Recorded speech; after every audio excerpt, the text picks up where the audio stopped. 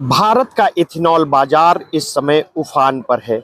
देश ऊर्जा आत्मनिर्भरता की दिशा में जिस तेजी से आगे बढ़ रहा है, उससे बायोफ्यूल खासकर इथेनॉल नई ताकत बनकर उभर रहा है।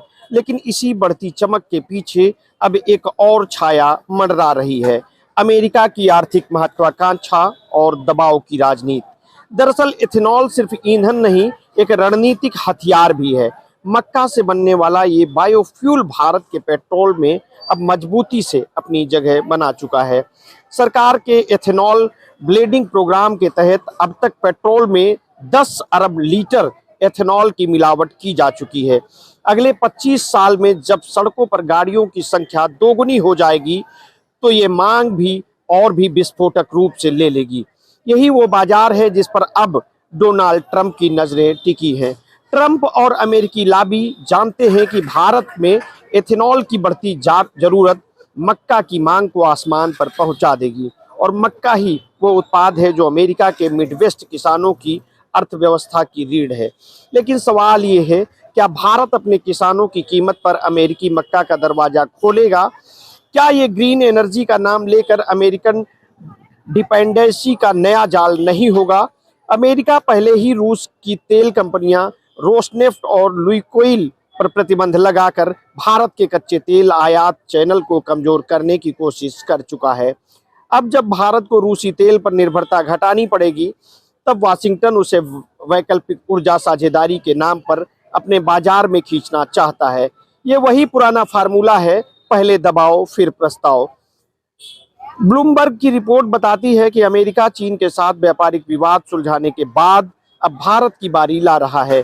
ट्रंप प्रशासन चाहता है कि भारत अपनी ऊर्जा नीति में ऐसे बदलाव करे जिससे अमेरिकी एलपीजी और एथेनॉल को भारतीय बाजार में खुली एंट्री मिल सके। बदले में वो भारत से आयातित सामानों जैसे कपड़े, झींगे, गहने, रत्नों पर लगाए गए भारी टैक्स में राहत देने की पेशकश कर रहा है। सुनने में यह है कि एक विन विन सौदा लगता है, लेकिन असल सवाल यही है, क्या भारत अपनी ऊर्जा स्वतंत्रता किसी सौदे में गिरवी रख देगा?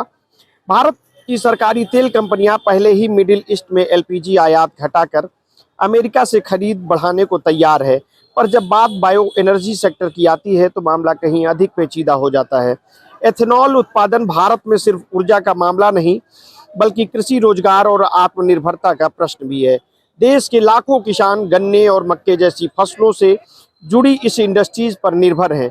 यदि अमेरिका मक्का बाजार को भारत में एंट्री मिल गई, तो स्थानीय किसानों की प्रतिस्पर्धा सीधे विदेशी सब्सिडी वाले उत्पादों से होगी। फिर सवाल उठता है, क्या भारत का एथेनॉल मिशन धीरे धीरे मेड इन अमेरिका प्रोजेक्ट में तब्दील हो जाएगा?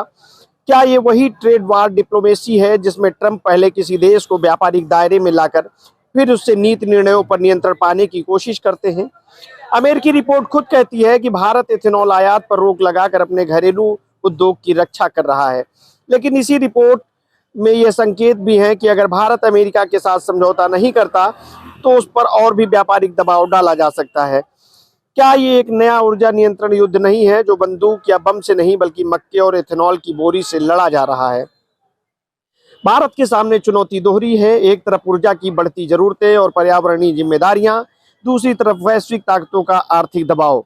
अमेरिका की नज़र भारत के बाजार पर है, लेकिन भारत को अब तय करना होगा कि वो आत्मनिर्भर भारत की राह पर चलेगा या आयात निर्भर ऊर्जा के दलदल में फंस जाएगा।